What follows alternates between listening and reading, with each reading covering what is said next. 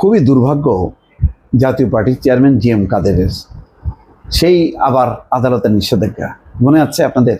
শেখ হাসিনার সময় কিন্তু একই রকম আদালতের নিষেধাজ্ঞার কারণে তিনি চেয়ারম্যান হিসেবে কোনো অ্যাক্ট করতে পারছিলেন না।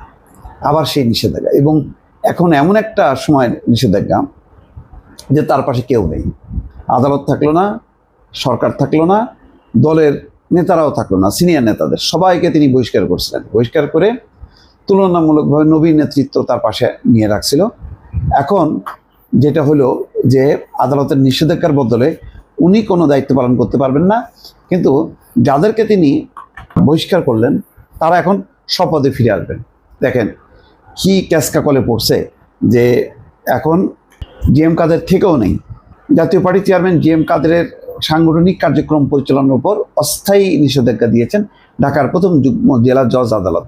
একই সঙ্গে জাতীয় পার্টির senior co chairman barrister Anisul Islam Mahmud, co chairman ABM. Ruhul Amin Howlader এবং মহাসচিব মুজিবুল হক চুন্নু সহ অন্যান্য প্রেসিডিয়াম সদস্যদের উপর দেয়া জি.এম. কাদেরের বহিষ্কারাদেশের উপর নিষেধাজ্ঞা দিয়ে তাদের সব পদে বহালের আদেশ দিয়েছে আদালত।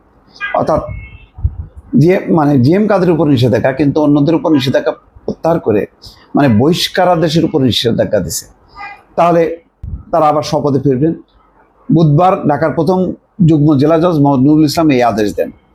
স্বপদে পুনর্বহাল হওয়া জাতীয় পার্টির অন্য নেতারা হলেন দলটির প্রেসিডিয়াম সদস্য সুলাইমান আলম শেঠ, জহিরুল ইসলাম জহির, নাজমা আক্তার, মোস্তফা আল মাহমুদ, আরিফুল রহমান, নাসিরউদ্দিন মাহমুদ, জসিমউদ্দিন জসিম এবং দপ্তর সম্পাদক এম.এ. রাজ্জাক খান। এই বিষয়ে তাৎক্ষণিক প্রক্রিয়ায় রুহুল আমিন হাওলাদার বলছেন, এই ঐতিহাসিক রায় প্রমাণ করে দিয়েছে আইন এবং ন্যায় বিচার এখনো জীবিত। সত্যকে নিশ্চিহ্ন করা যায় না এবং দলীয় গঠনতন্ত্রকে পায়ে নিচে ফেলা যায় না। স্বৈরতন্ত্র, দলীয় কর্তৃত্ববাদ এবং অবৈধ ক্ষমতার দখলের রাজনীতির বিরুদ্ধে এটি একটি কঠোর বার্তা।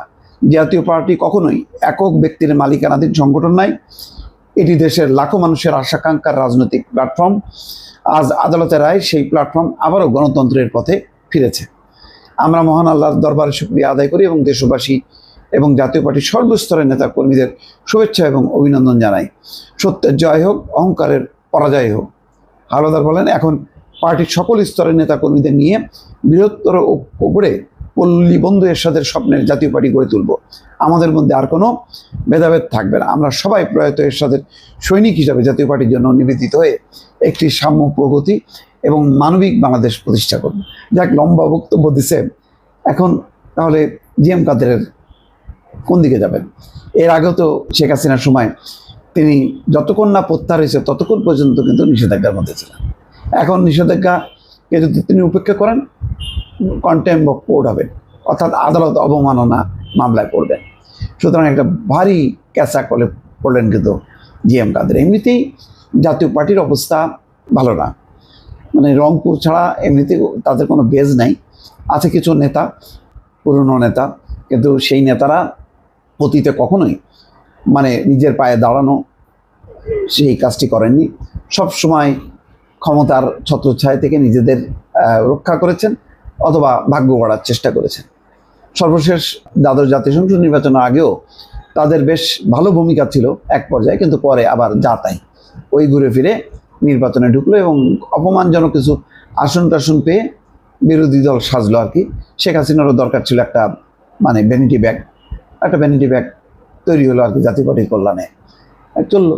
এখন এরকম রাজনৈতিক পট পরিবর্তনে অনেকের ঘর তছনছ হয়ে গেছে, আওয়ামী লীগই নিশ্চিহ্ন হয়ে গেছে।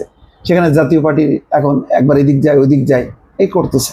দেখা যাক কী হয় শেষ পর্যন্ত। ভালো থাকবেন, আল্লাহ হাফেজ।